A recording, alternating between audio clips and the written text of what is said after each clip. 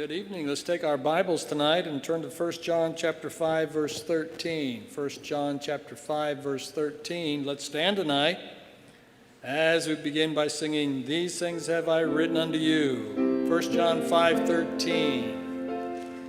These things have I written unto you that believe on the name of the Son of God, that ye may know that ye have eternal life, and that ye may believe on the name of the Son of God.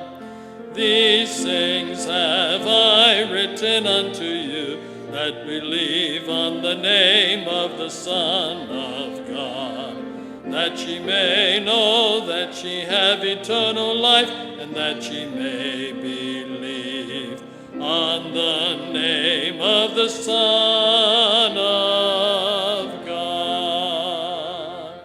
And let's go to Revelation chapter 22:17. Revelation 22:17.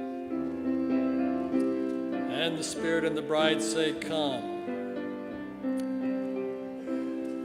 And the Spirit and the bride say, "Come." And let him that heareth say, "Come." And let him that is athirst come. And whosoever will, let him take the water of life freely. And whosoever will, let him take the water of life freely. And then let's go back to the beginning, Deuteronomy chapter 20, verse 1. Deuteronomy chapter 20, verse 1. When thou goest out to battle. When thou goest out to battle against thine enemies, and seest horses and chariots and a people more than thou, be not afraid of them, for the Lord thy God is with thee. For the Lord thy God is with thee. For the Lord thy God is with thee. Be not afraid of them, for the Lord thy God is with thee. When thou goest out to battle against thine enemies, and seest horses and chariots and a people more than thou, be not afraid of them, for the Lord thy God is with thee. For the Lord thy God is with thee. For the Lord thy God is with thee. Be not afraid of them, for the Lord thy God is with thee, which brought thee up out of the land of Egypt. Well, amen. We want to welcome you to our Sunday evening service, and we're glad to have visitors with us tonight and a guest speaker to boot, and so we're in for a treat this evening. Let me go through our prayer list, and folks, you want to remember to pray for Carrie Perez's family. Her grandmother, Virginia Zander, died Monday. She was 86 years old. We do not have funeral details yet.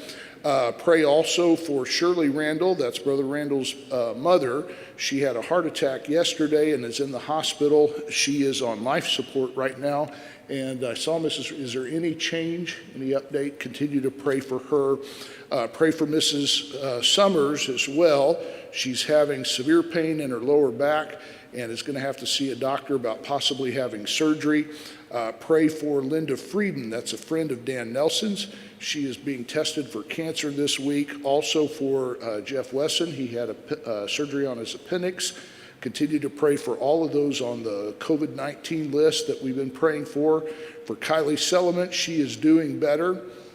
They have taken her off of life support, but she still needs for her health to improve so that she can have the heart surgery. So pray specifically for her about that. We've mentioned prayer for the churches in the other states where they are being fined, and some of them are even being prohibited from having services. Continue to pray for all of them. Pray for the Dwayne Heron family. They'll be leaving Crimea on Tuesday and coming back to Oklahoma City on Wednesday. Pray for their safety as they travel. And of course, we have been praying for them for some time for his health, and we just thought it would be best for them to come back to the States, and especially in light of the circumstances with Crimea the way that it is. And so pray much for them over the next few days as they're returning to the States. And then continue to pray for our church unspoken. Remember to be praying for all those that are traveling this weekend. We've got several families that are gone for the Labor Day holiday, so be praying for their safety while they're gone. It's good to have all of our guests with us tonight that are here this evening to hear Trevor Loudon, and it's a blessing to have him.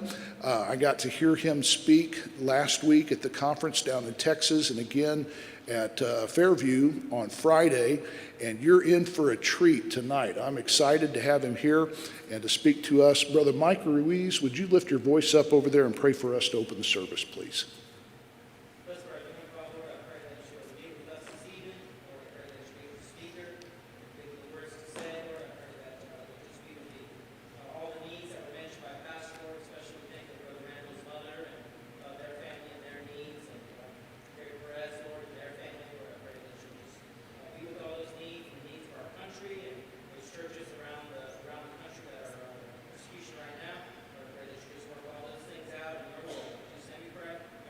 Amen.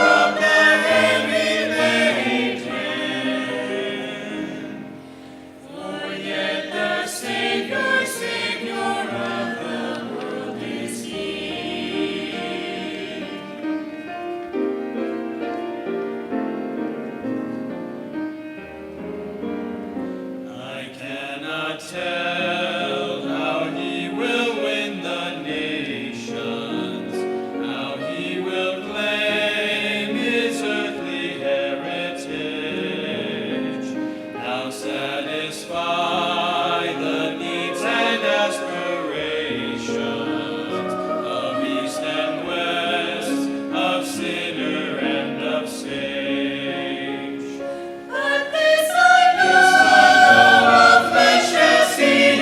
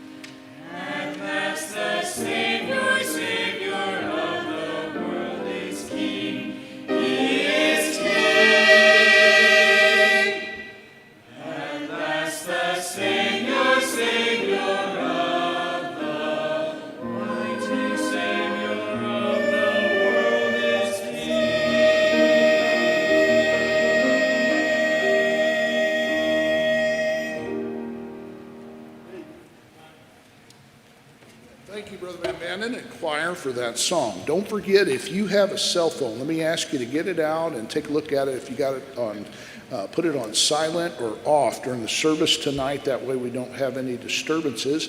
And I want to ask our ushers to come. We have started this morning passing out a card.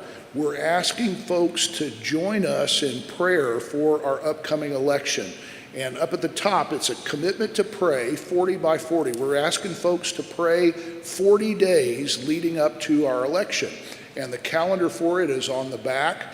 And so you can just fill in the days as you go. If you want to start early, I'm encouraging our members to start early on that so they'll already be in a habit of it by the time we hit the 40-day mark. But pray every day for our nation leading up to the November election.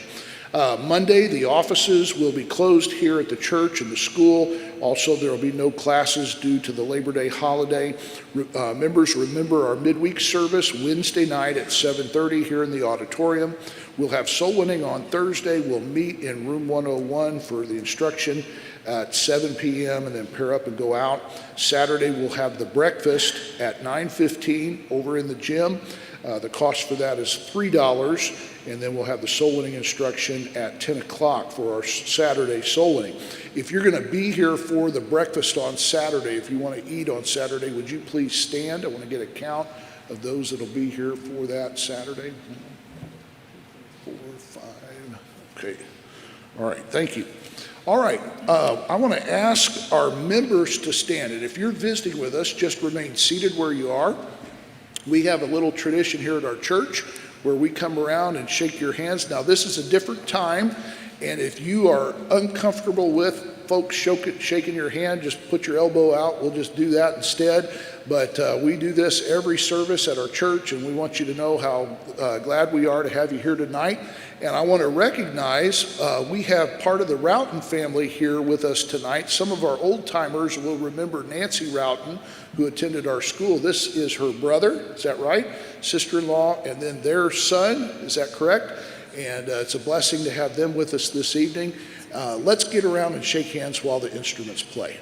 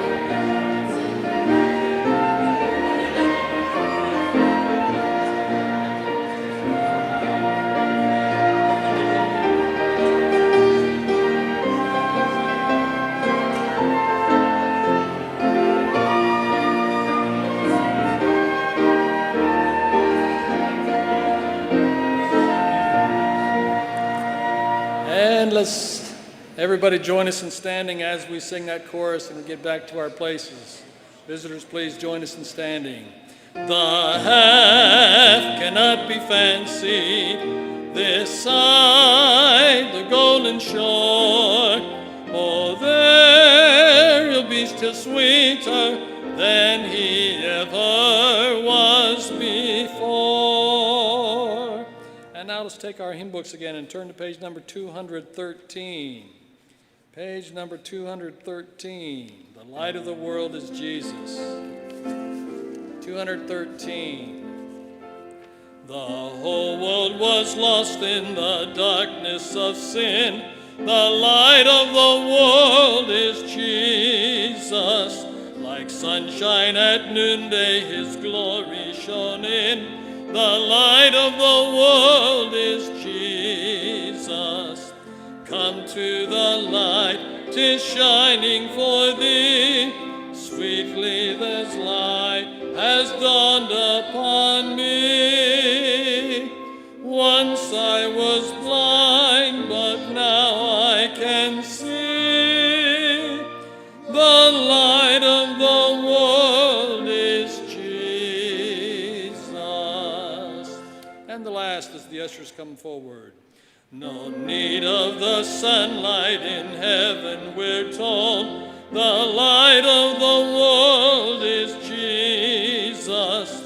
The Lamb is the light in the city of gold. The light of the world is Jesus. Come to the light, 'tis shining for thee. Sweetly the light has dawned upon me. Once I was blind, but now I can see. The light of the world is Jesus. All right, we're going to take two offerings tonight. Our first one will be our normal church offering, and then we'll take another one at the end of the service for our speaker. So remember that. Brother Saladin, would you lift your voice up and pray for the offering, please?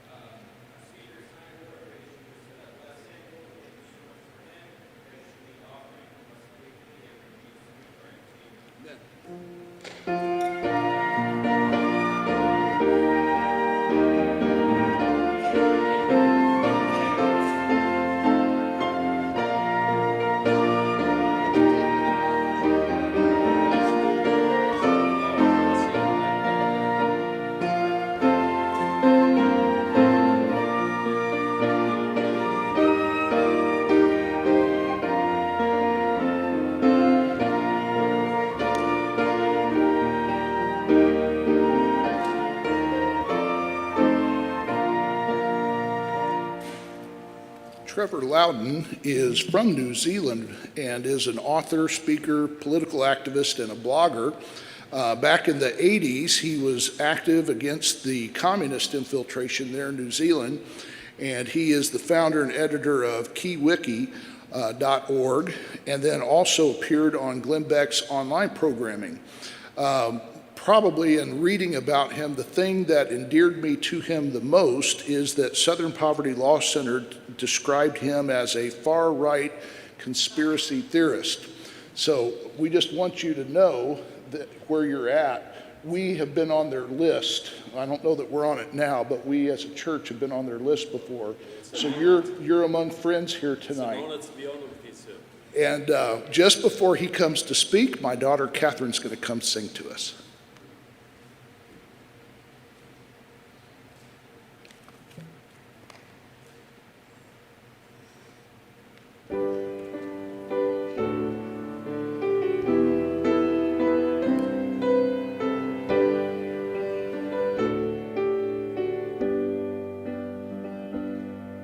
He stood beside the gate of heaven, waiting to go in, and he wondered how this holy place could take a man like him with shouts of great rejoicing, and with music then they came. Of the angels standing by him, he asked what could be their name. These are the company of prophets, the goodly fellowship of souls, who spake God's word with faith and boldness, who blessed the poor and made the wounded whole. Oh, he fell upon his knees and cried, I am not one of these. He waited till another band of shining ones drew nigh. They entered into heaven with a hallelujah cry. He asked again, who are these? Can you tell me whence they came? He seemed to see the answer in a burning tongue of flame. These are the company of martyrs, the mighty fellowship of saints, who knew our Lord and walked beside him, who ran the holy race and did not faint. Oh, he fell upon his knees and cried, I am not one of these.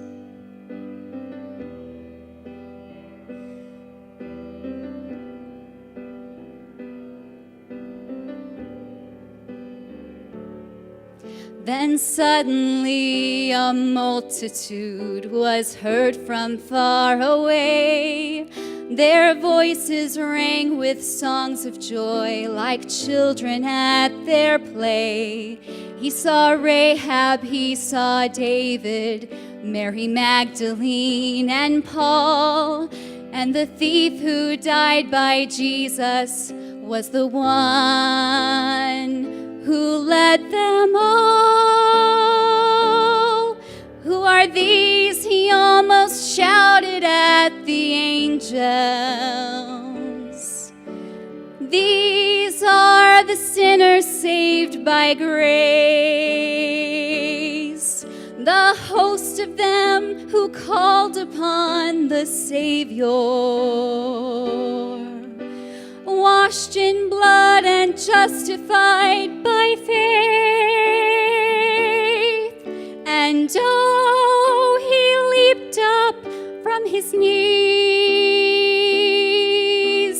I can go in with these, and I can go in, for my heart is free from sin. I've been washed in the blood, everlasting life to win. I can rejoice, I can lift up my voice, I can sing, and I can go in. Oh, he thought that there could be no hallelujahs and no cries for this lowly band of people by the world despised.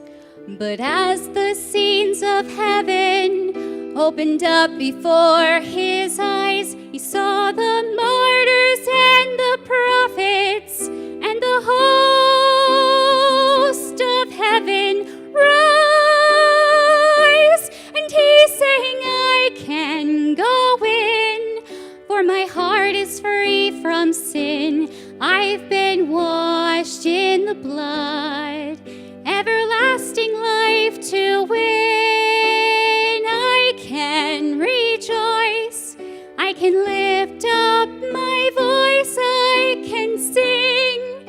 and I can go in. I can rejoice, I can lift up my voice, I can sing, and I can go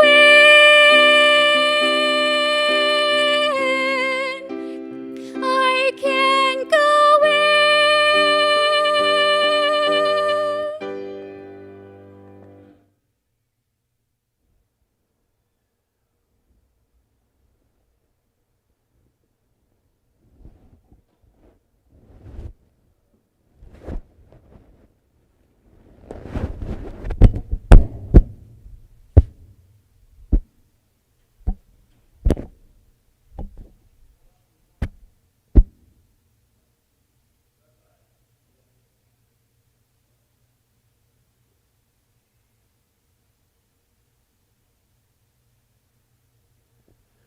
Thank you. Can you all hear me okay? Good. Do you understand the southern accent all right? Okay. Well, thanks. Well, thank you very much, Pastor, for having me in your church tonight. Thanks to everybody for being here. It's my last speech of a very interesting and stimulating tour of Oklahoma, and I want to try and make it my best. So I'll try and give you both barrels. I'm sure in your church you appreciate the gun analogies. So, now people ask me all the time, look, I'll start with my usual joke. Some of you have already heard it, but it's still good. Any refugees from California here tonight? Any? Okay. Well, look, I was in California recently in Los Angeles, and I walked up to a street vendor to buy some food. He gave me the food and he said to me, you have an accent. Where are you from? Well, I said, I'm from New Zealand. He said, well, where's that? So to make it really, really simple, I said, look, it's down near Australia. He said, where Arnold Schwarzenegger comes from. So you can understand why they vote like they do out there. But tonight I thought I'd talk about the situation in the country and a little bit about the situation of the American church. But, how would I put it? When Obama got into office, a lot of people said to me, look, if things turn bad in America, can I come down and live in New Zealand? And I said, I used to say, well, look, if you want to learn Chinese, that'd be fine. But you need to understand that we are in the gun. If America goes down, we're in trouble. Now, recently, an Australian Minister of Defence, and if you're not sure where Australia is, that's a small island off our west coast, okay?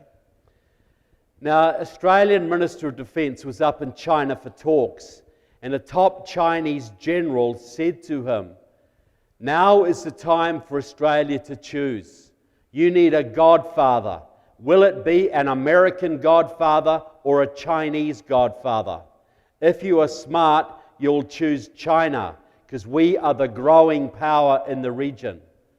So how do you think that made us feel when Obama was gutting your 7th Fleet, reducing your military, and basically handing the Western Pacific over to the Chinese? So anybody who cares about America, folks, anybody who cares about liberty has to care about the United States. If the United States goes down, every Western country will fall. No one will stand. Now, my big thing is national security, because if you cannot protect your home or your family or your business or your country, what do you actually have? If you can't protect it, what have you got?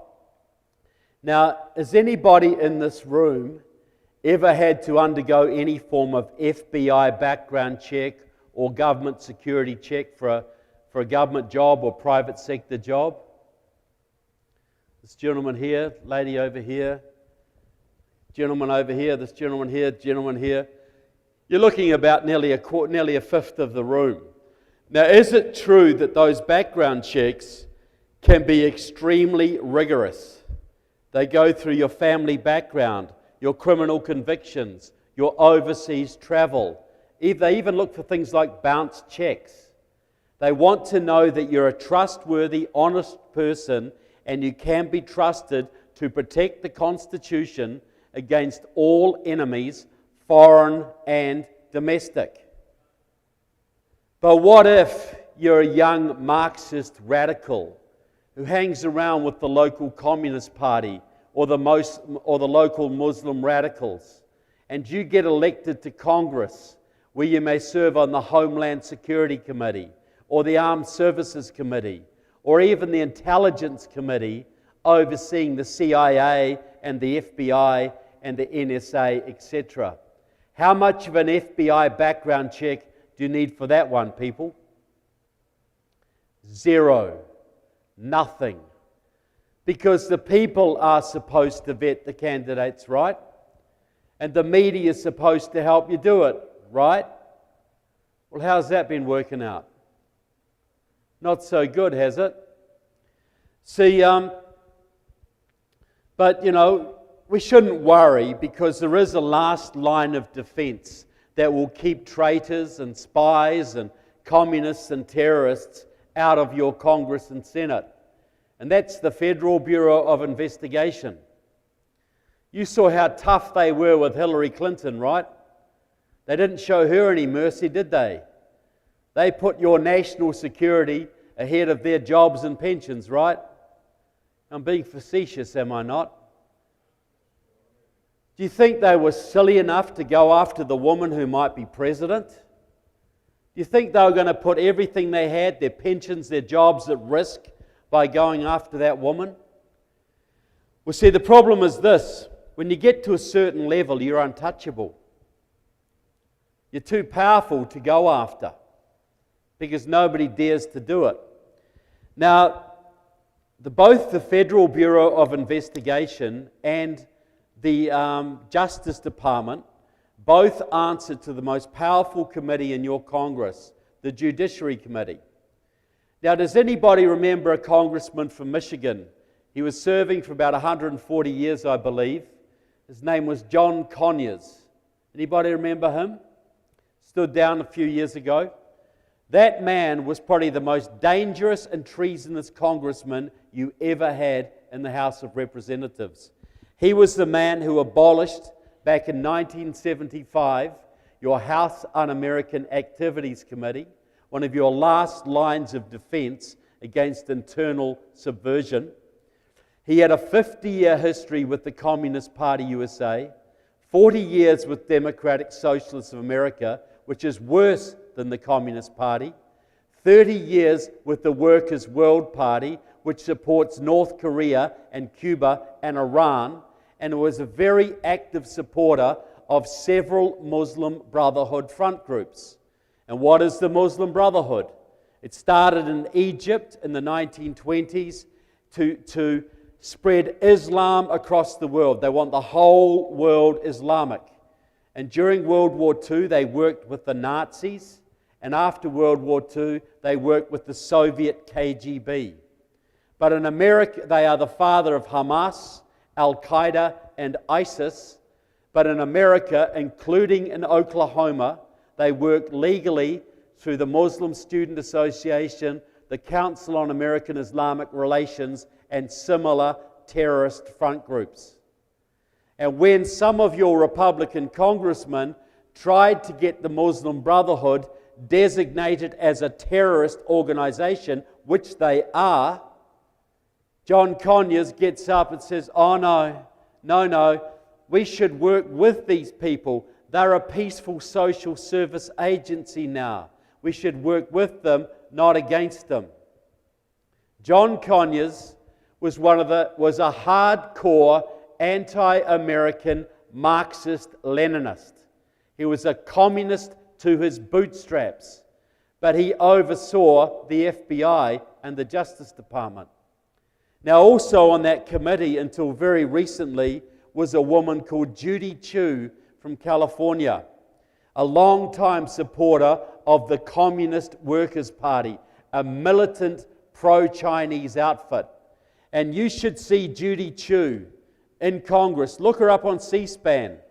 When the FBI would arrest one of the more than 25,000 Chinese spies working in this country, including many in Oklahoma, she would get up and say, "You are racist. The FBI is a racist organization. You're only persecuting these people because you hate Asians." And she arranged for sensitivity training for these cruel FBI agents so they wouldn't persecute these poor Chinese spies any longer. Now, Sean Hannity's been a bit upset lately because you've got a socialist in Congress, Ocasio-Cortez. She's a member of Democratic Socialists of America. How could this possibly happen in America? Well, the head of the Judiciary Committee, Mr. Jerry Nadler, the man who tried to impeach your president, that man joined Democratic Socialists of America at least as far back as 1977, people. He is a Marxist, yet he oversees the FBI. And right now the FBI is going out hunting Black Lives Matter protesters and rioters and people killing folks on your street. These are Jerry Nadler's friends, folks. So the FBI is trying to arrest the friends of their boss. You think that might dampen their enthusiasm a little bit? So the FBI decides, I'll give you one more example. Andre Carson from Indiana, one of your 3 Muslim members of Congress. I've got him on tape in my movie saying this. You don't have to believe me. He's in front of a Muslim Brotherhood front convention in Connecticut in 2012. He's looking at the audience of these Muslim people and he says, "I've been told, guys, there's spies in our audience today. There are people here undercover spying on us because they think we are here plotting to overthrow this country, plotting to destroy America." Well, I say to you people undercover, I say to you spies, Allah will not allow you to stop us. This man serves on the Intelligence Committee, people, overseeing the FBI, the CIA, the NSA, the DEA, you name it.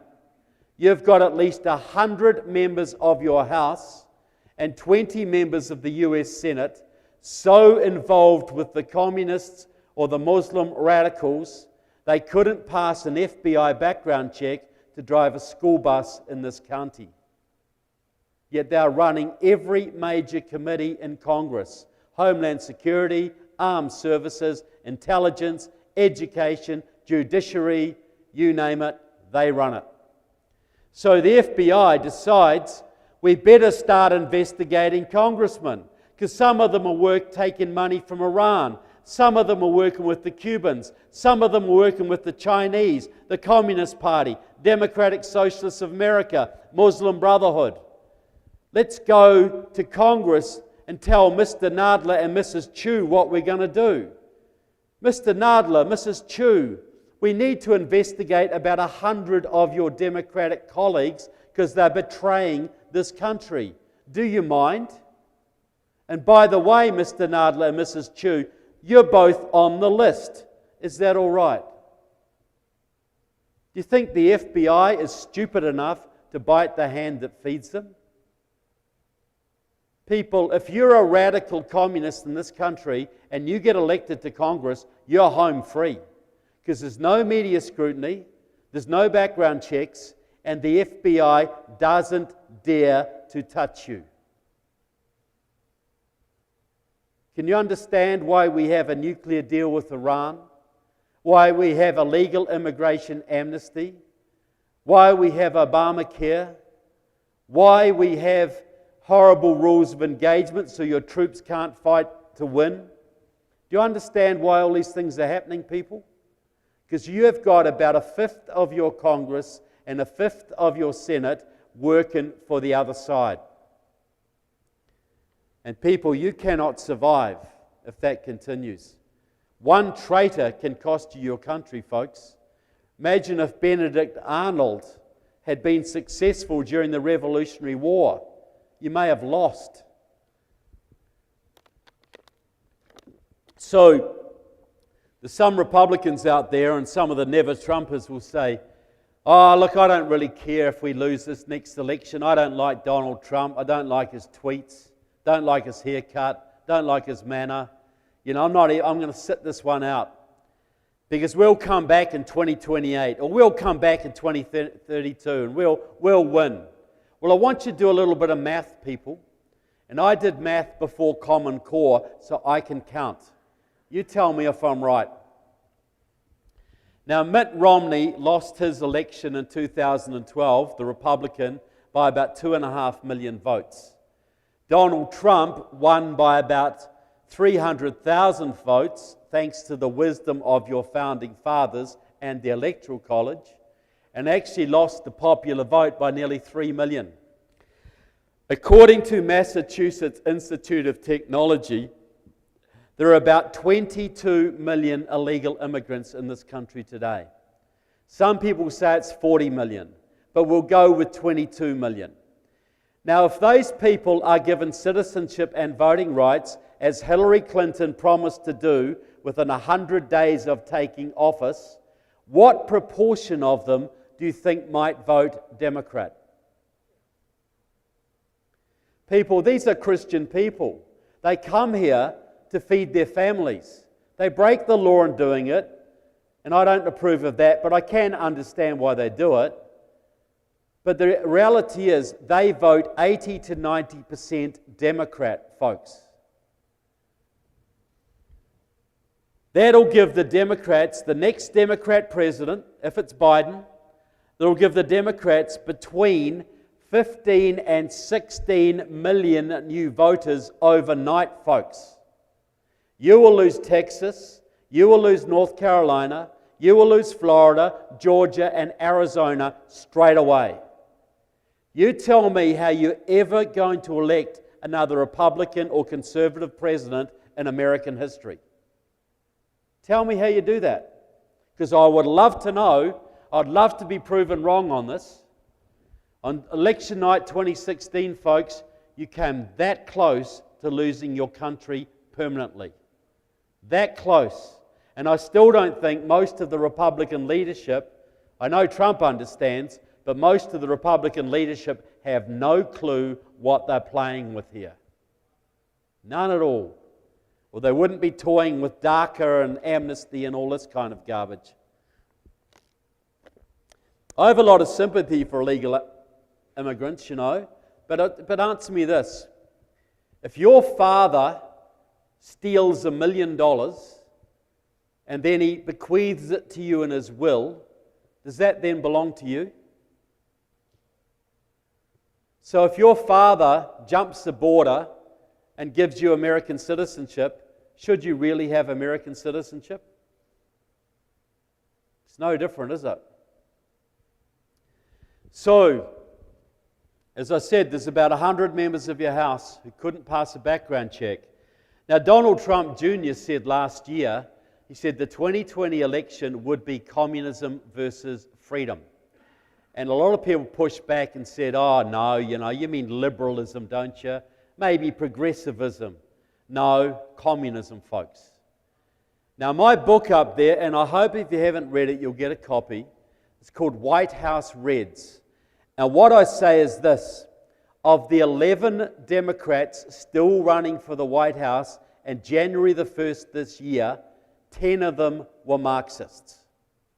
And that includes Mrs. Nice from Minnesota, Amy Klobuchar.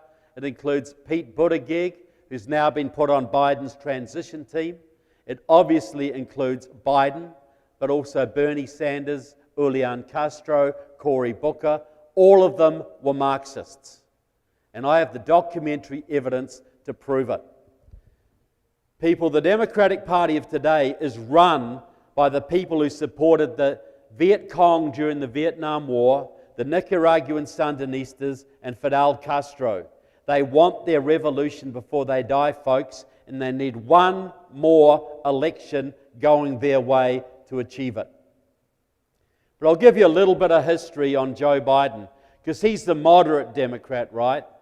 Isn't it nice? You know, they got rid of crazy Bernie because he was a commie, but Joe's just a straight, old-fashioned moderate Democrat, right? That's what the New York Times says. That's what the Washington Post says. And who would ever question them? Well, let's give a little bit of history on Joe Biden. Back in 1972, Joe Biden was a 29-year-old city councillor in Delaware, and he decided to stand for US Senate against a 4-term Republican incumbent with an 80% approval rating. You'd think that would be a suicide mission, wouldn't you? But he won. And I'll tell you how he did it. He had the help of a group called the Council for a Livable World. You've never heard of it, but you Google it. It's one of the most dangerous, treasonous organizations in your country. They've elected over 200 senators and over 250 congressmen.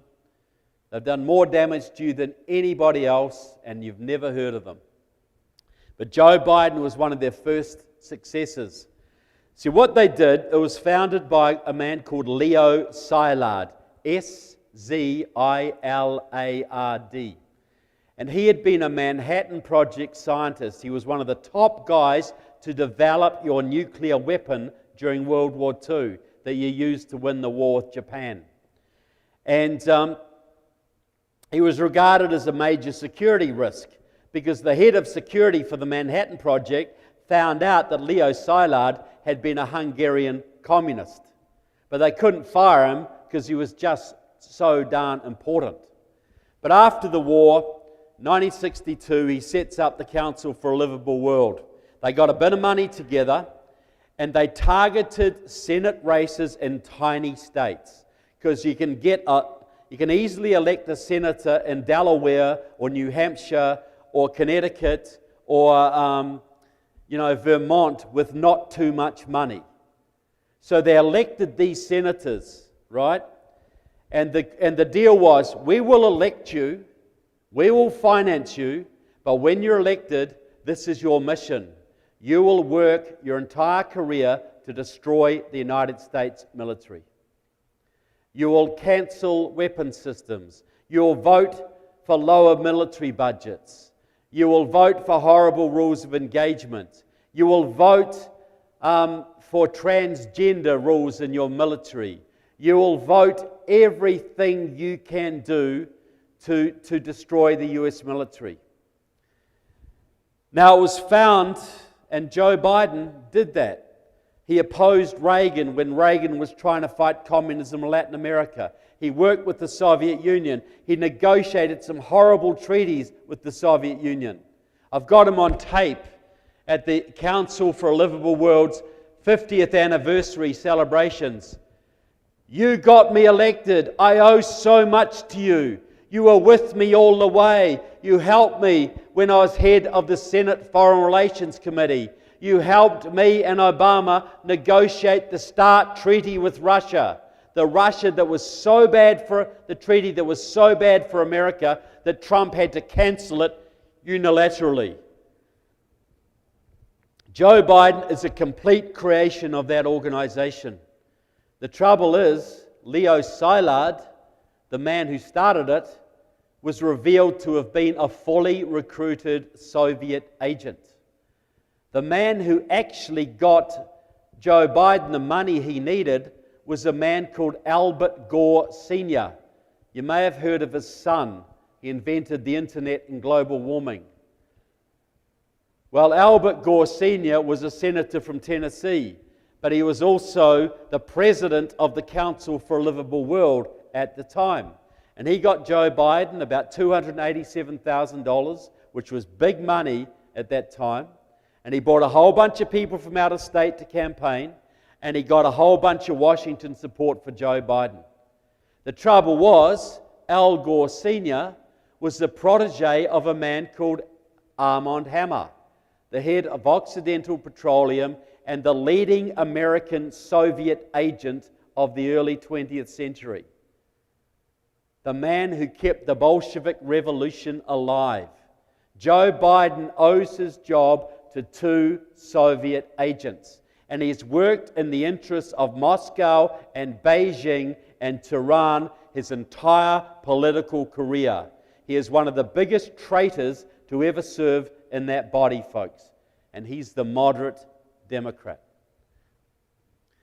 And Donald Trump said that if Joe Biden gets elected, he will sell the country to China.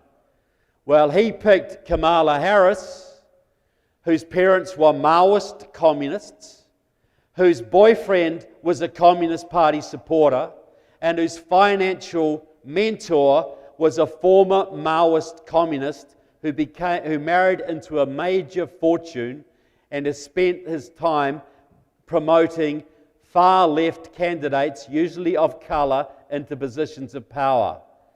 Kamala Harris is a Maoist communist. She is a perfect candidate to help Joe Biden sell this country to our enemy, China. We are one election away, people. We blow this election, we blow this country. We don't have 2028 to come back on. We don't have 2032. We got this election and one more chance to turn things around, or otherwise we're toast. So, the church, if you wanted to bring down America, what is the backbone of America? What would you try and do if you wanted to destroy this country? You'd infiltrate, you get inside the church, right? Because, the communists, this country was founded on religious liberty. It wasn't tea taxes. It was the fact that you had 13 colonies, all run by different religious denominations, who had fled Europe so they could practice their faith as they saw fit. And when they saw King George starting to abolish their compacts, abolish their contracts with the Crown, and getting ready to impose the Church of England on America as the official religion, they said no. And against all the odds, they picked up their squirrel rifles and they marched against the world's greatest military empire. How crazy were they, folks? All they had was this crazy idea that your rights didn't come from the king, they came from God to you. And that you could elect a government to protect those rights. That flew against world history, because the whole world history was all about divine right of kings.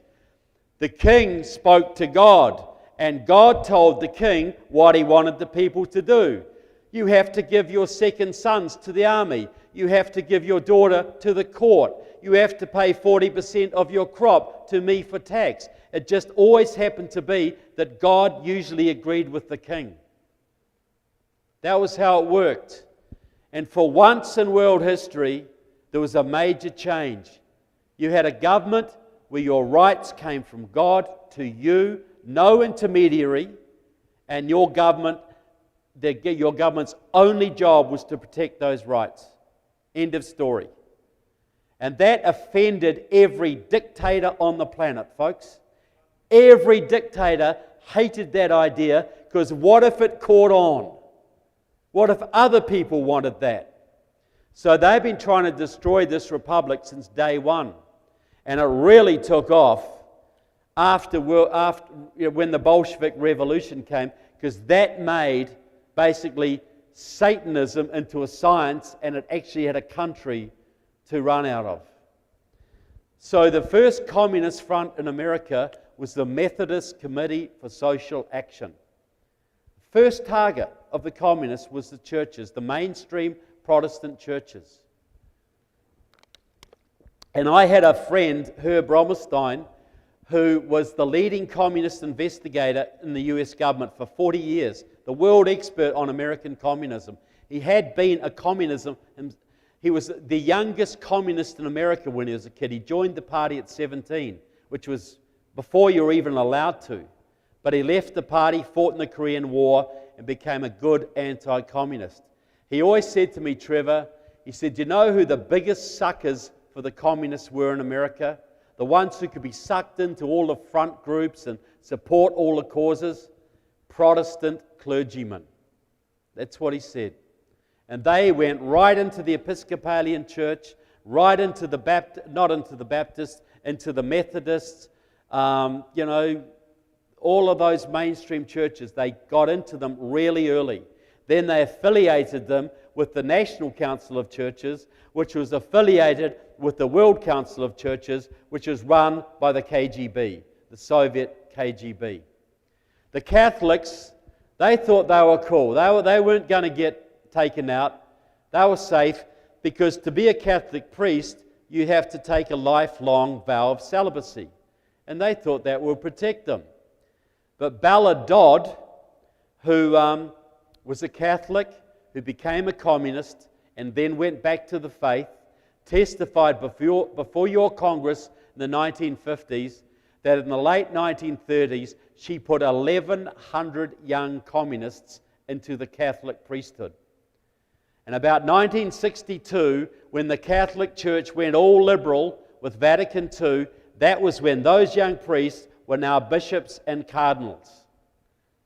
And now you have a Marxist Pope, Pope Francis. He boasts how as a young man in Argentina, he used to hide Communist Party literature from the authorities. He couldn't wait till a Communist Party newspaper got delivered to his office every week. And now he's the leader of the Catholic Church, and he's stacking the College of Cardinals, who chooses the next Pope, with other Marxists like him to make sure that the papacy stays in communist hands. But the group that was safe, the group that stayed true, these were the evangelicals, these were the Southern Baptists, very strict Bible believing and tended to be politically conservative. But think of this, the left in this country, the communists have almost everything. They have Hollywood, they have the media, they have your universities, they have the Democratic Party, they have the unions. They've got virtually every major sector of the country under their control, including even some elements of the Republican Party. But there's one group they didn't have, and every now and then these crazy evangelicals and Baptists would get out and vote for people like Ronald Reagan and Donald Trump and set them back 20, 30 years, folks. You think they were pleased about this? You think the left were happy that the conservatives and the Christians would stand up and vote for these crazy America First presidents? So they made a very concerted effort in the last few years to infiltrate the Baptists and the evangelicals. The Southern Baptists now are going left, folks. Very, very left. At their big national convention in Alabama a year or two ago, for one example, they adopted something called critical race theory. What is critical race theory? This is what they use to address issues of racism in the church. So critical race theory means if you're white, you're racist. Doesn't matter who you are, as long as you're white, you're racist. Because what it means is this. Racism is about power. It's not a personal failing. It's about power. Racism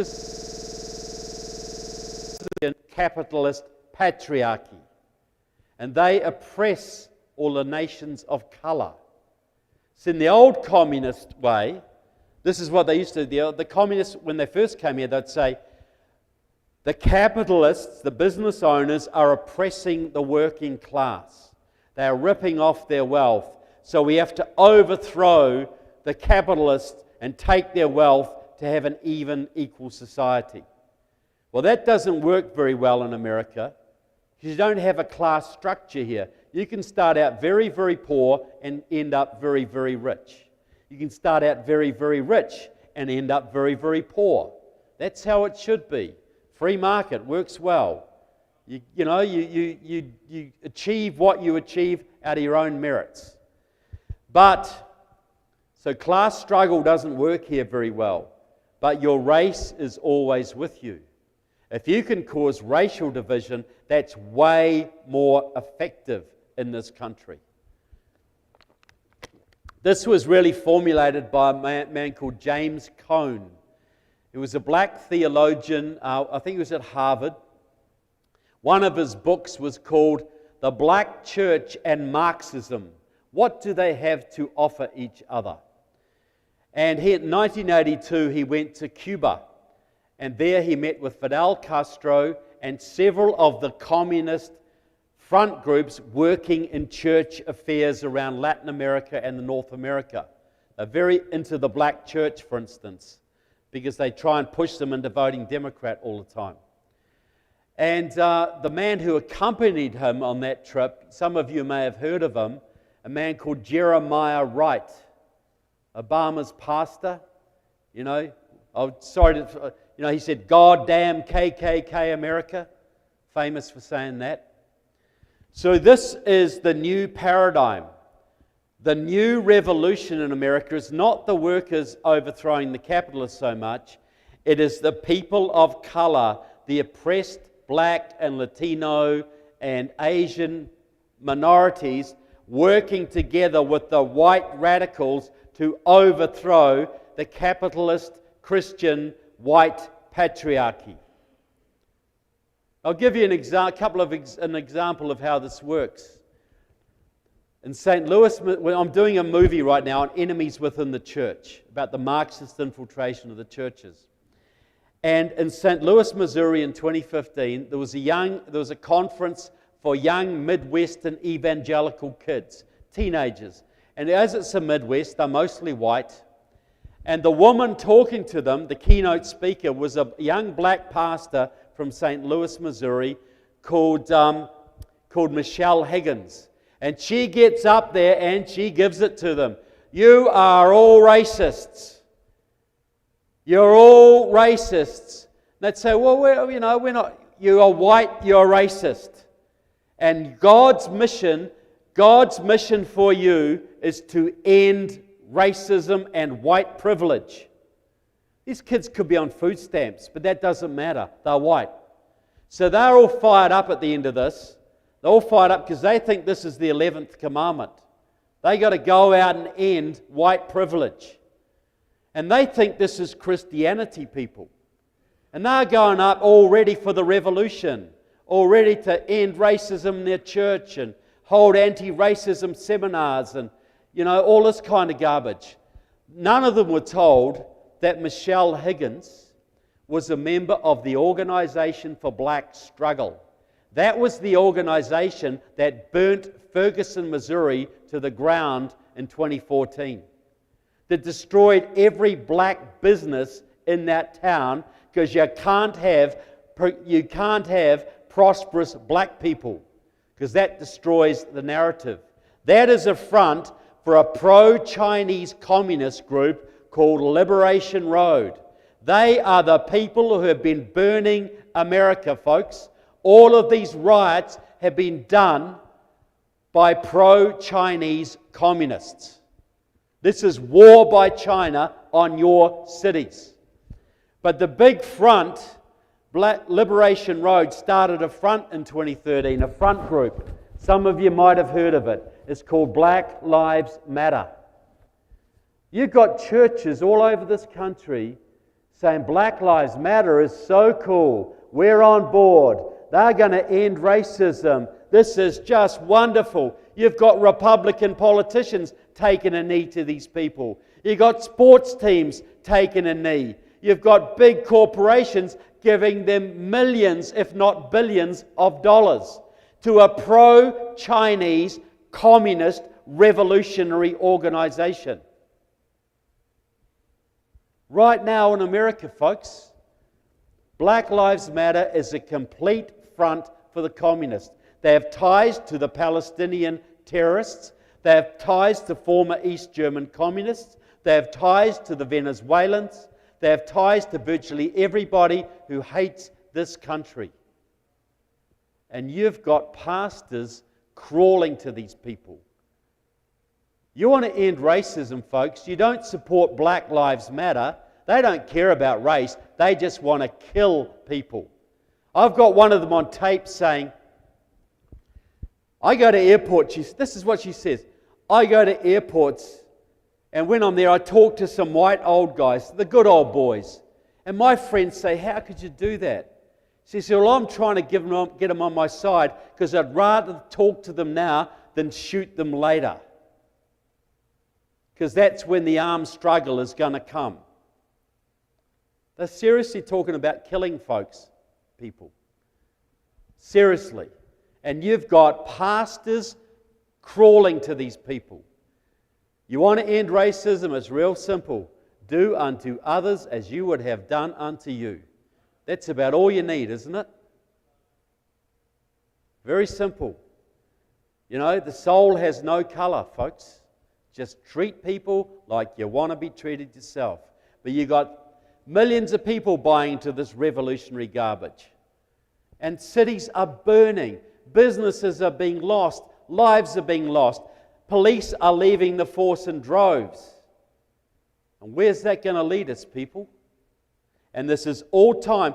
We're told this is all because George Floyd got killed, right? They were planning this in 2016. They were just waiting for election year because they want to use it to bring down Trump. It was, George Floyd got killed, but they tried to start it with the jogging case in Atlanta.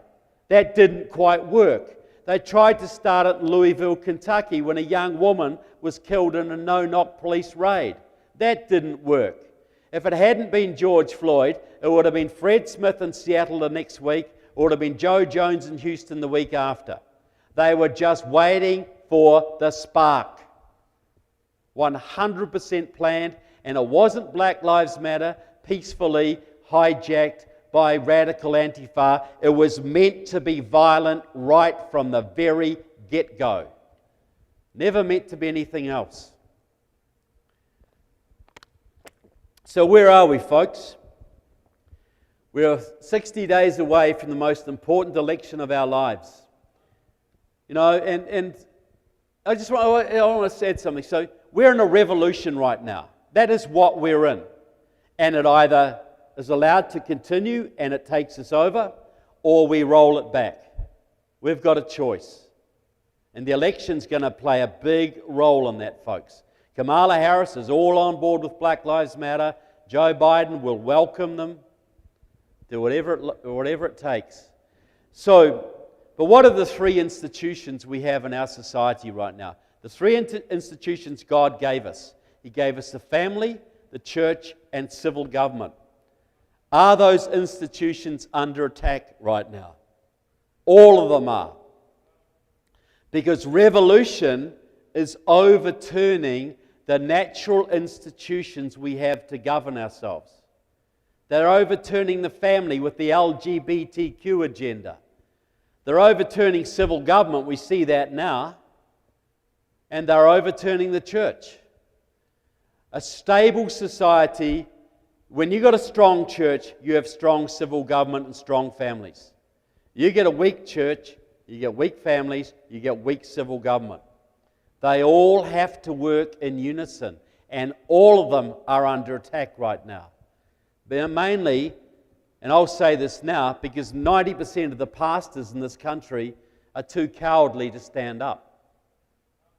That's just the harsh reality, people. Go back to 1950s. Senator Lyndon Baines Johnson of Texas, a man who worked in a communist front as a young man before he became president of the United States, had socialists in around him. He introduced the Johnson Amendment, changed to the tax code. And what did that do? It told every pastor in the country they couldn't endorse candidates or they would lose their tax-free status. And every gutless pastor in the country said, hallelujah, I don't have to talk about the tough stuff anymore. I don't have to be controversial anymore. I've got an excuse not to talk about the tough issues anymore. And a few years after that, they took prayer out of schools. And a few years after that, they passed Roe v. Wade, legalizing abortion. Do you think they could have done that if they hadn't neutralized the Christians first? That was a program, people, that was done to buy off the churches. And when President Trump went to a big evangelical convention not long ago, and he said to everybody, I'm going to do this for the churches. I'm going to abolish the Johnson Amendment. He thought he'd get, wow, great. And he got a stony silence. Because 90% of the pastors in this country thought, this is great. I'd rather have it, thanks. Because it means I don't have to take a stand on anything. I've got an excuse. You know, I'm not going to collapse my church by condemning the Democrats over abortion or criticizing somebody. I'm not going to have half my flock walk out the next day. I'm not going to lose my mortgage. They are very happy with the existing scenario, people. They're very happy not being leaders of the community. They're very happy not having to stand up. And that's why the country is in the state it is in, people. It's exactly why it is. You know, Andrew Breitbart used to say, politics is downstream from culture. The culture shapes the politics. But he should have said, culture is downstream from religion. The religion shapes the culture shapes the politics. So if your politics is in trouble and your culture is way adrift, what is that telling you about your religion? And that's why you are so blessed to be in a church like this, people. You are so blessed because many, many millions of American Christians go to church every week and all they hear about is social justice and critical race theory and ending global warming, and they hear very little about sin or redemption or personal accountability or any of the issues of the day. You're very, very fortunate. Well, you're not fortunate. You chose to be here because this church reflects what you believe in. So that's a credit to you. So I've painted a pretty bleak picture, really, haven't I? You know, like America's in trouble. Well, it is in trouble. But I am still very hopeful for this country. You know, I think, well, does anybody think there may have been a touch of the miraculous on the 2016 election? Just a little. It was a bit of a miracle, wasn't it? Didn't save America, but it gave us another chance. And we've got to use that. See, I think that election proves to me that God is not finished with this country yet. There's still a lot in this country. This country has done more to spread the gospel across the world than any other. It has saved more nations from tyranny than any other. Raised more people into freedom and prosperity than any other. Do you think God wants this lost? Really? I don't think so. So think about this. President Trump, you know, right now, look at this. You're energy independent in America now. That is huge. You don't have to rely on your enemies now for your energy. You got plenty of it here in America, thanks to President Trump and your industries, your industrious people. You got your taxes have come down. Has anybody noticed the difference between the Obama economy and the Trump economy? You know, black unemployment's the lowest it's ever. I'm talking pre-COVID, which also was deliberately spread by China, by the way, to bring you down. But you've got, you know, black unemployment was very low. Latino unemployment was very low. Virtually anybody who wanted a job could get one. You know, he's done a whole bunch of very good things. He put the capital of, the American embassy in Jerusalem, something that Republicans have been promising for decades and never done. He's been rebuilding your military, all good stuff. Lots and lots of things going in the right direction. And people, you think about this. When Obama was in office, a lot of businesses did not want to invest. You know, they sat on their checkbooks. Trump got into office, the checkbooks came open, the factories were built, the plants were expanded, or more and more jobs came. You know, things were looking good. But right now, a lot of businesses are thinking, ugh, what if Joe Biden gets elected? I think I'll wait till after election before I build that new dairy factory, or that new tyre plant, or open that new pizza bar, or whatever. They're sitting on their checkbooks right now, people. Trump gets re-elected, folks, those checkbooks are going to come open. You're going to see massive investment in your economy, not just from this country, but from overseas as well. That border wall is going to build, so American workers aren't going to have to compete with illegal labor all the time. So American wages and salaries are going to go up and up and up and up. What are the Democrats going to have to offer anybody after 4 years of that, folks? People, that's why the Democrats are so desperate. Because they know if they lose this one, they're going to fracture and splinter and be out of power for 30 years. They have to win this time. I'll draw another analogy there. I'm on fire tonight. Another analogy. Some people might remember the history of the Vietnam War, when your troops were fighting the North Communist Vietnamese invaders who attacked your friends and allies in South Vietnam. Well, in 1968, you had those communist invaders beat. They were done. It was almost all over bar the shouting. But in 68, early 68, they did a massive attack on your military bases all over South Vietnam. They called it the Tet Offensive. And it was huge. They attacked every base, wave after wave. They threw everything at you but the kitchen sink. And they were slaughtered. Your troops slaughtered them. It was a massive military defeat for the communists. But it won them the Vietnam War, because it turned the tide against the war in America. American parents were thinking, why am I going to send my boy to fight in that war? No matter what they do, they still come at us. And that turned American public opinion away from the war. The war was lost from that point. People, the North Vietnamese, if you play poker, and I'm sure you shouldn't be, but you probably know the analogy. The North Vietnamese had a couple of twos. You had 4 aces, and they bluffed you out with a couple of twos. You folded. You folded and you gave up the war. Well, right now, the left have a couple of twos, and you've got all the aces, but they're trying to bluff you out. They're throwing everything they can at you. They're throwing the riots at you, the COVID at you.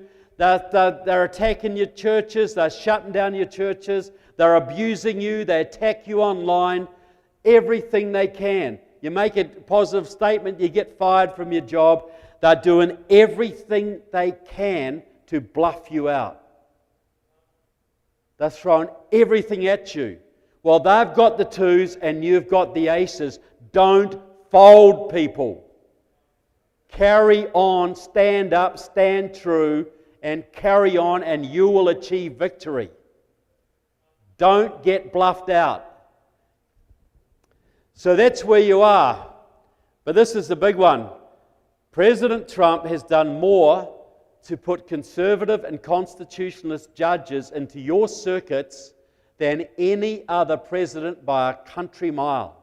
This is going to have huge impact on your religious liberties, your Second Amendment rights, and congratulations for making Oklahoma a constitutional carry state, by the way. That is a huge, huge victory. But we can carry these on with the right courts. We can get this all over the country, folks. And Trump is changing the composition of the courts, because the left have always got their communist lawyers into the courts. And Trump knows this, and he's changing that.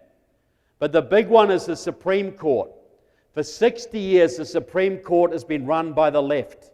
And they hate religion and they hate guns. And they've been coming after both for 60 years, people.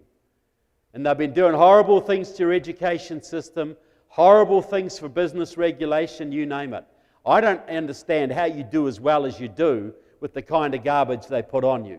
It's a credit to the energy of the American people. That's all I can say. But okay, Trump gets elected for 4 more years, right? All right, so you've got to fight, but now you've got a 5-4 majority, which is good. And now you don't have to tell me that Roberts is a flake. Yeah, I know. But he still votes our way more than he doesn't. And some good decisions have come down. I wish he'd chosen Amy Coney Barrett, personally, for the Supreme Court, who was very anti-abortion, would have been a better judge. But this is the thing. Trump gets re-elected. Ruth Bader Ginsburg is very old, people. Her health is very, very poor. Do you really think she's going to last another 4 years on the Supreme Court? She has publicly said that she'd love to leave the Supreme Court and go and retire in New Zealand. Okay? Well, I'm willing to take one for the team, folks. Okay? She can go and live in New Zealand, she can play bingo all day long, and you will have a 6-3 majority on the Supreme Court. Imagine what you can do with that, people, for your First Amendment rights, your Second Amendment rights, Roe v. Wade, all of these horrible decisions that the Supreme Court has given you. Now is your chance to take it back. Now is the chance to achieve everything you've been working for politically for decades. It's within your grasp, folks. We just have to make sure that President Trump gets the mandate. Because he will do it, people.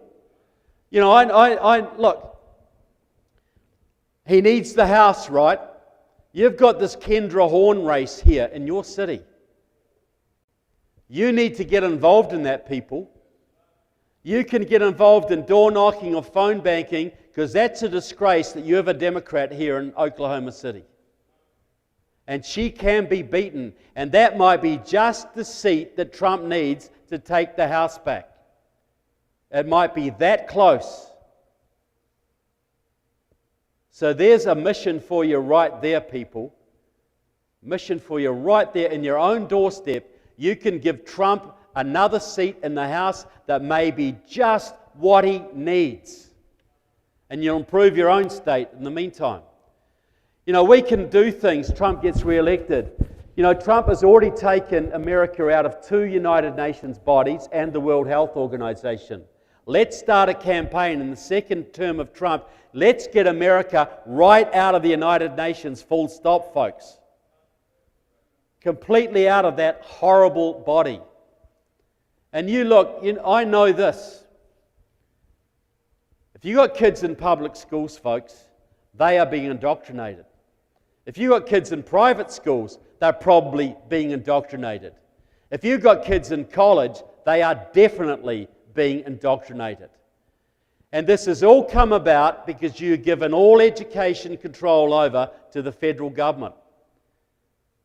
I want to start a campaign after the next election, folks. Let's end the Department of Education so you can bring all your education back to state level. So Oklahomans can educate their children in Oklahoma values.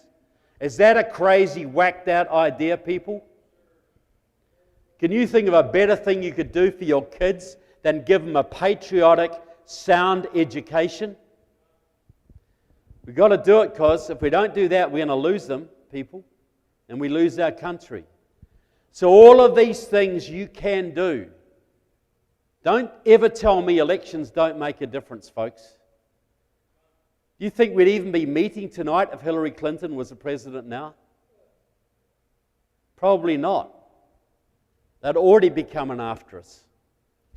So what I'm saying to you, folks, is I know that many of you are politically involved. I know many of you you're definitely community involved. You care about your kids. You care about truth, because that's why you're here. Well, we've got a big battle coming up in 60 days, folks. And what you do in that battle, if you choose to be involved, is going to have more impact on the political future of this country and the future that your children live in than any other time in your life. So if you're going to donate to the campaign down here, or if you're going to donate to Trump's campaign, I'm not talking about the RNC, donate to campaigns. Not the RNC, because they give a lot of money to K Street, and that's not where it should be going. Give it locally to the people you support. If you were going to donate $100, make it $2. If you're going to donate $500, make it $1,000. If you're going to donate $1,000, make it $2. If you're going to door knock for a week, door knock for 2 weeks. If you're going to phone bank, do some more. If you're going to get 10 friends to the polls, get 20 friends to the polls. People, I know what you do. I know the sacrifices you make. But I'll tell you what, when President Trump is re-elected on November the 3rd, are you going to regret any sacrifice you made? Because you're going to give your children hope, folks. You're going to give this country hope. And I think that's worth anything. I can't promise you what's going to happen in the next election. And I hate to make this all about politics, but we've got to understand this is good versus evil that we're playing out here. And it's playing out right now in the streets in political things. That's how it's playing out. That's how we decide this battle. Sometimes the big religious questions were fought in wars and battles. Well, thankfully, this one can be settled with an election. Or at least partially settled. So, I can't promise you what's going to happen in the next election, folks, but I can promise you this. If you give it everything you can for what you believe in, for your God and your family and your country, 2 things may happen. Maybe we give it everything we've got and we still lose. Maybe. But at least you'll all earn the right to look your children in the eye and say, I did everything I possibly could for you. And when you're accountable, when you go on, you'll have something to be proud of, folks. And we're all accountable at some stage, right? For what we do with what we have been given. We've all got mouths, we've all got hands, we've all got minds. What are we doing with them?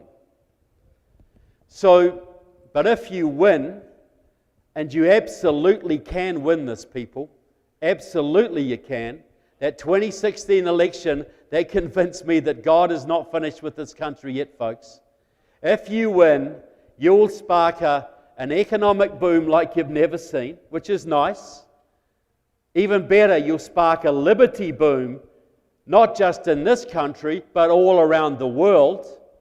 And even better than that, you'll set the stage for a spiritual revival in this country that is long overdue. And you'll earn the right to pass on to your beloved children not just the amazing country that you inherited, but one even greater. It's that worth a little bit of sacrifice, people. So I want to say to you folk, thank you so much for the stand you take. Thank you so much for loving America and for protecting my country. God bless America, and God bless Oklahoma, and God bless you all. Thank you. Thank you. Thank you. Thank you, sir. Thank you. Do we have any time for questions, or have I gone a bit long? Yeah. Look, I have a little bit of time for questions. As you can see, I do love the sound of my own voice, and I probably went on a little bit long. But I just wanted to make the points. My last speech, I wanted to give you everything I had, folks, to lay it all out for you. Now, we can take a few questions for a minute. I'll please say I have a few of my books left up there. If you're in a war, the first thing you have to know is you're in one, and the second thing you have to know is your enemy. So that book really explains the communist takeover of the Democratic Party. So, I suggest it would be a good book to read, and I will sign it for you. But any questions, sir? Sorry? Oh, this area. All week. I came in on... I came on a Tuesday morning. I've spoken to 12 audiences. This is my last one. Okay, and my voice is held out. I'm very surprised. So, but I'll be back in Oklahoma. This is my third trip here, and I love this state. You know, the patriots in the state would put most states to shame, folks. You know, the churches here are the most faithful churches I've been in. You know, you got a lot to be proud of in this state. You got a lot to want to protect. So it's not hard to entice me to Oklahoma. And I live in Florida. That's pretty cool in itself. I live right on the coast. I catch blue crabs off my dock every morning. It's nice. But this is a great state you're in. Yes, sir.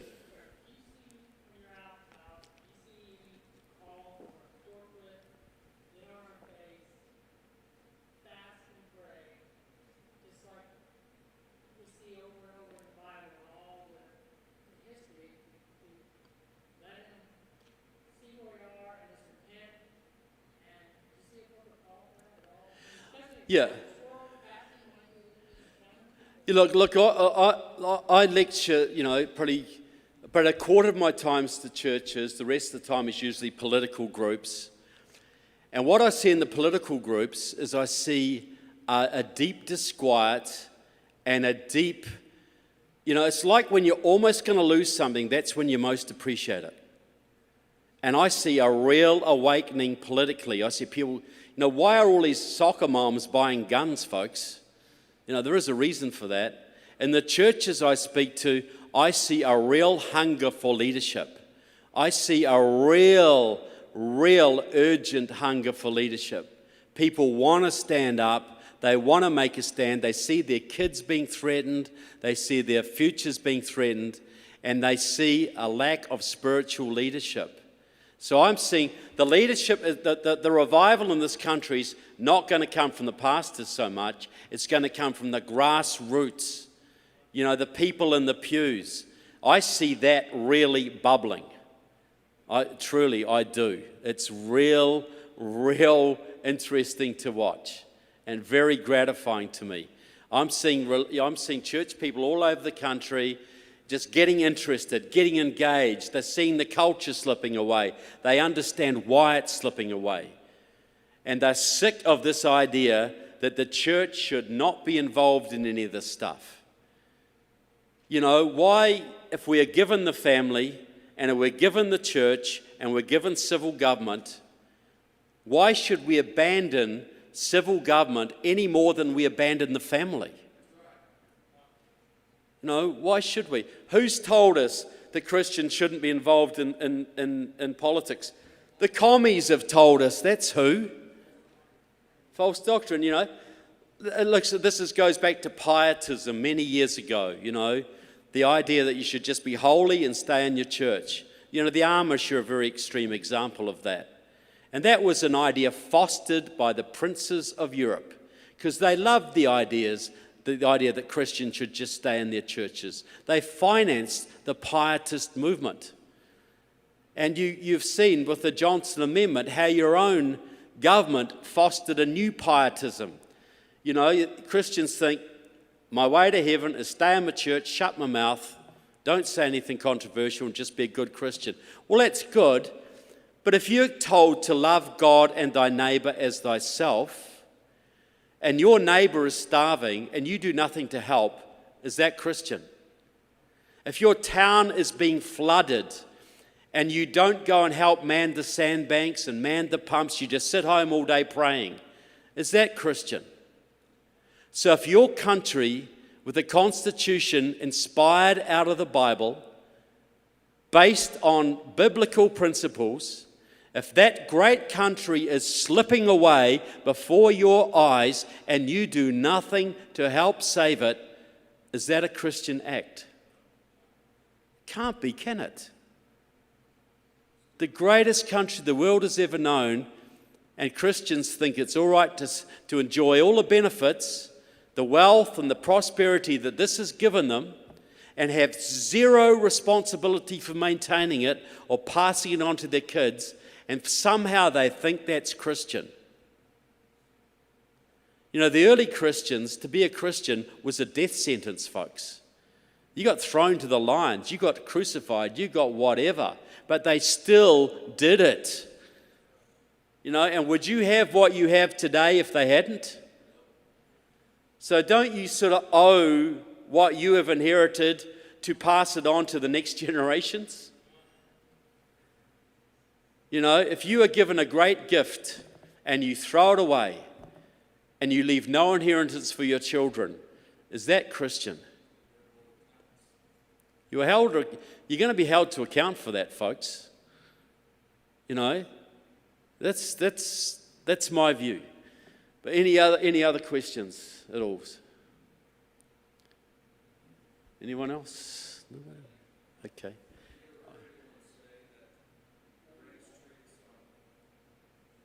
Yeah.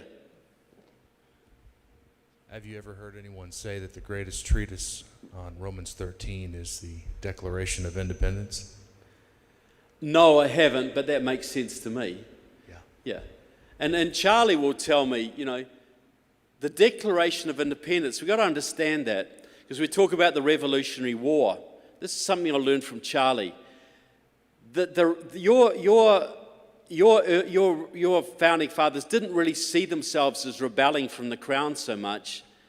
They wanted to stay part of Britain, but they had certain agreements with the British Crown to protect their liberties, and the British Crown was breaking them. And they went to Britain and implored them. They begged them to keep your agreements, King George. We want to stay part of Britain. And it got to the point they had no choice. When the British started to attack them and to kill them, they had to fight back. It really wasn't so much a revolution as basically just trying to defend themselves from the British Crown. You know, and it was, you know, they talk about Romans, you know, you're not supposed to, you know, attack civil authority, you're supposed to bow down to civil authority. Well, the implication there, that's civil authority. What about uncivil authority? What about authority that is oppressive? I'm not going to refuse to pay my taxes to a good, well-run city government. I'm not going to refuse to support a well-run federal government. But I do have some problems with a civil government that wants to raise my property taxes 35% because of some dreaming scheme that they come up with, and they want to force sex education into my schools that I disagree with, or a federal government that wants to charge me 50% taxation or shut down the churches. That's not civil authority, folks. That's uncivil authority. And there's a very big difference. Sorry? Wicked rulers. You know, take the German churches. Before World War II, there was one institution that could have stopped the Nazis' rise to power. One institution that had the numbers and the moral authority to stop the Nazis, and that was the German churches. But did they choose to act? They put swastikas in their churches and they became good Nazi Christians. They bowed to the so-called civil authorities of the time, and those authorities were not civil at all. And look what happened, people. So, you know, we have a choice to make. You know, we've got kids, or we want to have kids. We've got grandchildren, or want to have grandchildren. Don't we want to have them live as free as we do? And should we be prepared to make sacrifices if necessary to ensure that comes about? Is that our duty as parents? I consider it my duty. You know, we're only here because our grandfathers and great-grandfathers considered it their duty. They gave us this. Surely we have the responsibility to pass it on. So look, folks, I'm so pleased to be here tonight. I'm so proud to be amongst you. Oh, sorry, was one more? Oh, sorry. That's all right. You spoke of the critical race theory. Yeah. And also you were talking about being civil and uncivil. At what point, obviously, there's a majority of critically attacked race here in our country, white people. Yeah. How do you suggest you would engage or have white people engage in this public sphere as far as speaking out and not feeling like we have to apologize for who we are? Well, the very first step is not feeling like you do have to apologize, because you only do this because you buy into some of their narrative. You know, look, this is the classic thing. Black person says, "You're a racist." And you say, "Oh, no, I'm not. You're a racist." I got black friends. "You're a racist." "Oh, no, look, I'm really, really fair to black people. You know, I'm not a racist." No, they say, "You're a racist. You are promoting a red herring. You don't even believe that garbage. You want to cause trouble. I'm who I am. I make my decisions. I'm proud of how I treat people. Go away." Don't buy into it one little iota, not one speck. Yeah, if you're a racist, you should sort yourself out. But if you're not a racist, you've got nothing to apologize for. Nothing at all. And you don't ever buy into their argument. You don't ever justify your position. You say, "Why are you promoting Marxism? Why are you trying to cause trouble? Don't you know the way to end the problem you're thinking about is by applying Christian principles? Why don't you go away and do that? Instead of trying to make me buy into your Marxism." Just don't give them an inch, people. Not 1 inch. Because you give them an inch, they'll take a mile. There's no stopping it. All these big companies think by giving $1 billion to Black Lives Matter, they're going to get left alone. No, they're not. They're going to come back for 2 million next time and 4 million the time after that. So I think we just got to, you have a faith that you profess. That is your guidance in life. You know whether you're a racist or not. You don't have to apologize for anything. Don't buy into it. Because, look, there's a famous saying on the left. The left promotes the LGBTQ movement. They promote the environmental movement. They promote all these movements. But they don't actually believe in any of them.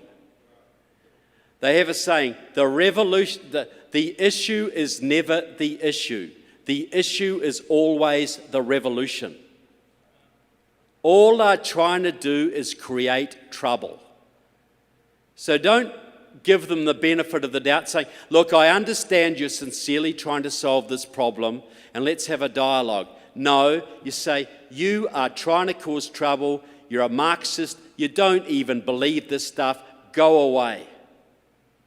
Don't give them an inch. There's a friend of mine, to illustrate the point, a friend of mine was a bass, when he was a teenager, he used to fish for striped bass off the coast of New Hampshire. He just loved bass fishing. And the local environmentalists told him that the local nuclear plant was pumping warm water into the harbour, and that would destroy the bass fishing ground, the bass breeding grounds, right? So they drew him into this environmental group, and they trained him up. He's like a little Antifa. And he'd go in and paint graffiti inside the nuclear power plant, try and sabotage it. And one day he was at a meeting with these people, and somebody said something he didn't understand. And he went up to the leader and says, "I don't understand what you guys are getting at here." And they said, "Mike, do you not get it?" Mike says, "What?" He says, "We don't care about the environment. We're just here to destroy American capitalism. And that's Black Lives Matter. They don't care about black people. If they did, they'd be in Chicago right now trying to calm the gangbangers down who kill about 100 people every weekend. But no, they're actually working amongst the gangbangers to get them to kill cops." The first thing is, be sure of your position. Don't concede an inch. Don't apologize, ever, unless you sincerely have something to apologize for, and I very much doubt that most of you do. Otherwise, you wouldn't be here. So, yeah, well, thank you very much, everybody. Probably not what you hear on your normal Sunday night. Oh, yes, ma'am. I have relatives in Canada, Yeah. and my father was born in Italy. My mother was born in Scotland, but her family migrated to Canada. And I remember in the 70s going shopping in Toronto, and everything was made in China. Yeah. Now we're doing the same thing here. Yeah. Could you give me a short version of the influence of Red China in Canada? Well, the Canadian, see, you got to go back to the 60s. Pierre Trudeau, the Prime Minister of Canada, was a communist. He was involved with the Communist Party of Canada, went to the Soviet Union, all of this kind of thing. That's the grandfather of the guy who's currently in there. Took his son to visit Castro. You had about three. Lester Pearson, who was another Prime Minister of Canada, was regarded as a Soviet agent. So you had a lot of communist influence. Tommy the Commie, another guy who was the Premier of Saskatchewan, was also Tommy Douglas, the grandfather of Kiefer Sutherland. He was also a communist. So you had a lot of communist influence in Canada. So they moved to a lot of Chinese influence very early on. They recognized communist China way before America did. They had a lot of communist Chinese influence in British Columbia. Now, in 2009, the Canadian Intelligence Service, not the Mounties, but their other intelligence service, issued a report. They said that China, through its businesses, had bought complete control of, not influence in, control of the state governments of both British Columbia and Alberta, Canada's two richest provinces. That was 10 years ago. The Chinese own those two provinces, and they got huge influence in Ottawa. Well, pretty much now the Chinese own San Francisco, and through that, Sacramento. The Chinese are very heavily involved in Washington, California, and some other states. I'd like to give you another example. Look, the Chinese are working in your country in all sorts of ways. Through business, that's how they get your Republicans. Through ideology, that's how they get your Democrats. They're in your colleges.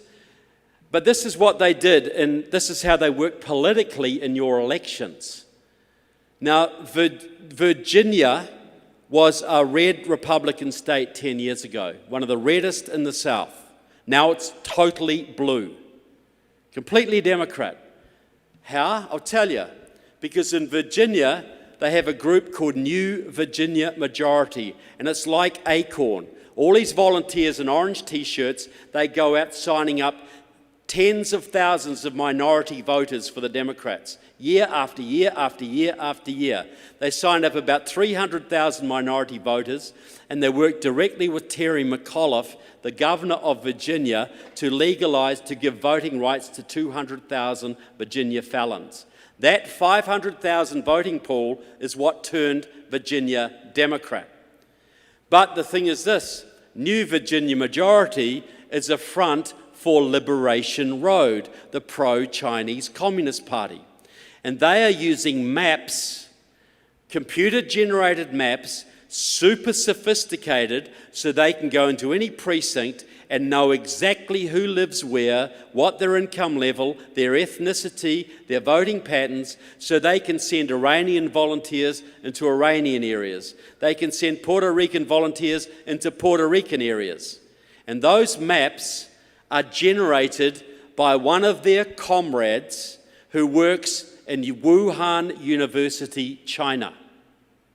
Chinese-generated maps are flipping districts in Virginia. They're doing the same thing in North Carolina, which is why the whole North Carolina, Durham City Council is now communist. They've got a Democrat governor. They're doing the same thing in Kentucky, which is why Kentucky has a Democrat governor. They're doing the same thing in Florida and Georgia, why those states almost elected Marxist governors in the last election cycle. And they're also coming for other states in the South. And they are taking you over at the local level, your city councils, your county commissions. So you have communist influence in every state of the Union, some of it electoral, some of it business, some of it espionage, but they're here, people. You know, and like my country, New Zealand, this is how bad it is in New Zealand, right? We got they've already got our Labour Party, a left-wing party, but we had a conservative member of Parliament, and he's Chinese. And he was almost in the cabinet, and he would go with our Prime Minister to trade trips with China. And it was found out that he had been an instructor in the Chinese Communist spy school. And our Conservatives wouldn't fire him. They said, oh, it's just like he was in the FBI or something. It doesn't really matter.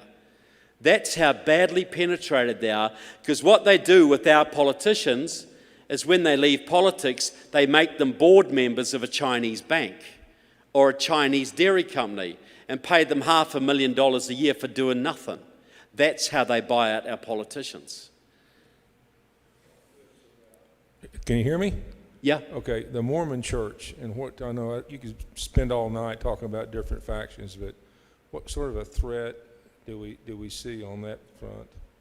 Or do we? So how do you mean the threat I from the Mormon Church or within the Mormon Church? Or what do you mean? Do they support the anti-communist, or are they pro-communist? Look, the Mormons used to be one of the most anti-communist churches in the country.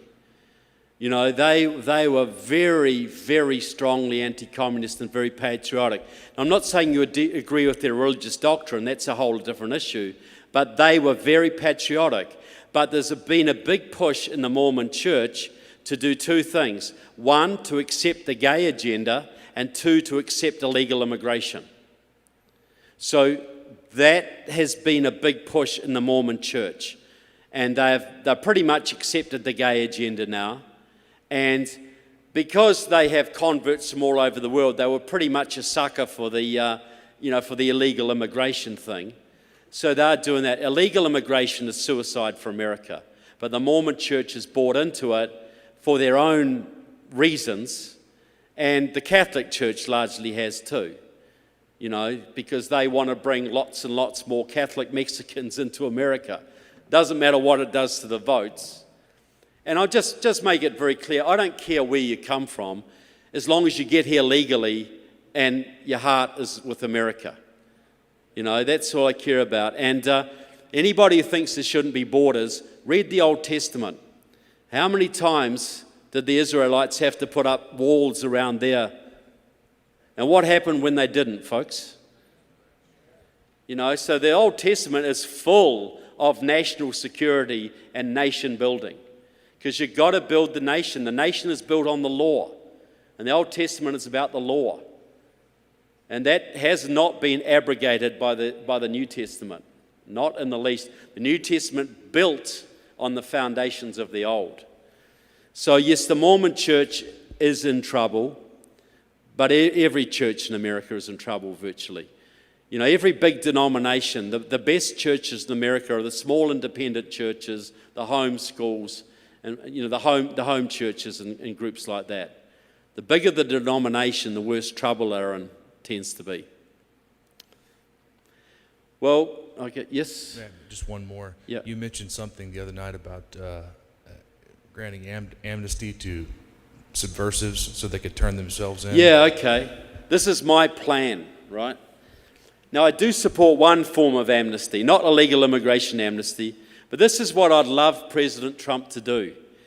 Now, we have tens of thousands of foreign agents operating in this country, and they're working with our businessmen, our political leaders, our church leaders, and they're rotting the country from inside. People, from China, from Iran, from some of the Muslim countries, from Cuba, North Korea. It's a huge problem, and nobody does anything about it virtually. So this is what I think President Trump should do. Declare a 90-day amnesty on all foreign agents in this country, all illegal foreign agents. You've got 90 days to come to us, spill your guts, tell us everybody you're working with, every dirty deed you've done, all of your contacts, and we will allow you to leave the country free. Or if you're an American, you'll not be prosecuted. You can go and live your life as long as you never stand for public office or get involved with any foreigners again. That's mercy, right? You got a free pass. But if at the end of 90 days you haven't done that, you'll be fully prosecuted to the maximum extent of the law. Maximum extent. You'll spend the rest of your life in prison if you're not executed. What would that do to all the foreign intelligence agents working in this country, folks? They'd be going ballistic because they would not know which one of their networks had flipped, who was told on them. Do I sit it out? Do I keep on going at the end of 90 days that they're going to arrest me and put me in jail? Do I flee the country? Do I turn myself in? It would paralyze them. Absolutely paralyze them. You would see a very different country with all of those networks neutralized. All of them. So I'm going to write an article about that this week, and I'll send it around. You tweet it out and send it to Mr. Trump, see what he thinks. But I think that would make a very big difference. It's merciful. We're giving them a chance. We know that often you've been sucked into this kind of thing, or, you made a bad mistake. We'll let you off if you come clean. If you don't come clean, you're going down. Sorry? 45, 21 days. Whatever you like. You can decide that. A week. Till tomorrow morning. Whatever it is. But the principle is you want to get rid of these people, and you want to give people a chance to confess and come clean and turn their networks over. That would paralyze every foreign network in the country. They wouldn't know what to do. So please, I know Charlie's didn't get much sleep last night, and we need to get him home, Oh, yes, okay, ma'am, yep.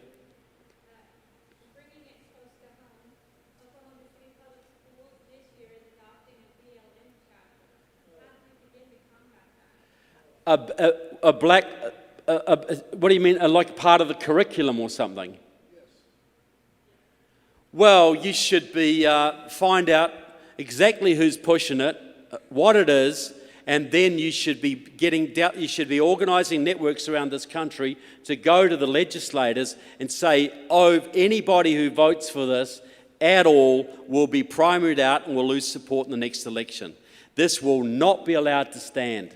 You can't look. There's plenty of information. I can give you more about that should absolutely not be allowed to, be accepted in your schools. I can see that happening in San Francisco. That should not be happening in Oklahoma. So look, you got to make a huge stand on that because that's pure Marxist indoctrination of your children, 100%. So yeah, look, I better go. But thank you so much. Please come and see me up the back. But it's, thank you for having me in your church, sir. I appreciate it. And I'll be back in Oklahoma. I expect great things out of Oklahoma over the next few months and years, people, because you got more patriots per square mile than virtually any other state. And you got a lot to protect here that's worth protecting. So thanks very much for having me here, and proud to be amongst you tonight. Thank you. Thank you.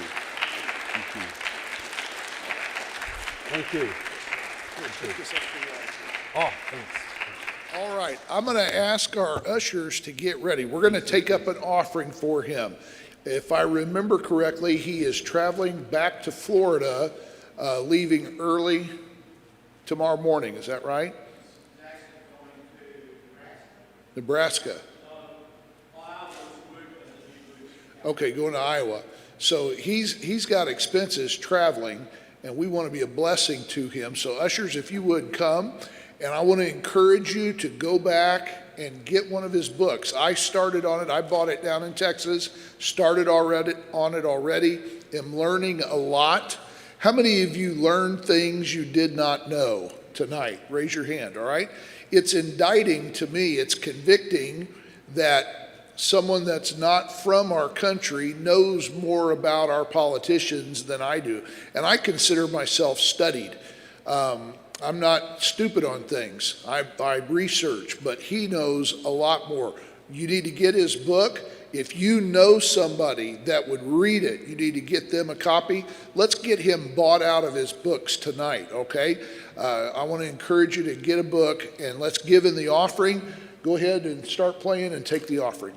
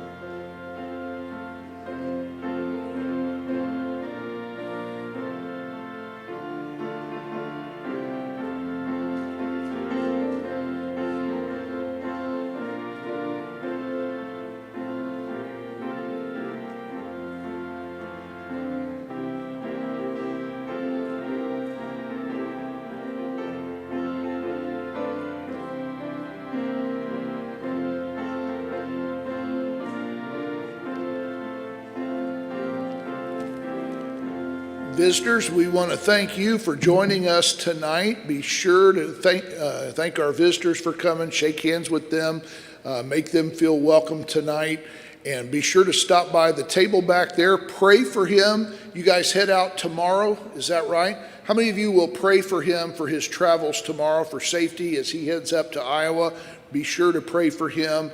And God bless you in the work that you're doing. Thank you for the love you have for our country. That is such a blessing and an encouragement to me. Would you stand? Let's pray real quick. Father, thank you for tonight. Thank you for all that we've learned. Thank you for the work that he has put into studying all of that out to give to us. And Lord, we pray that you would just build a hedge of protection around him tomorrow as he travels. Continue to bless him in the work that he's doing. Lord, thank you for our country. Thank you for the freedom and the liberty that you've given us here. And Lord, may we all be faithful and fight for it and vote in this election and encourage people to vote. And Lord, we pray that you give us 4 more years of liberty. In Jesus' name, amen.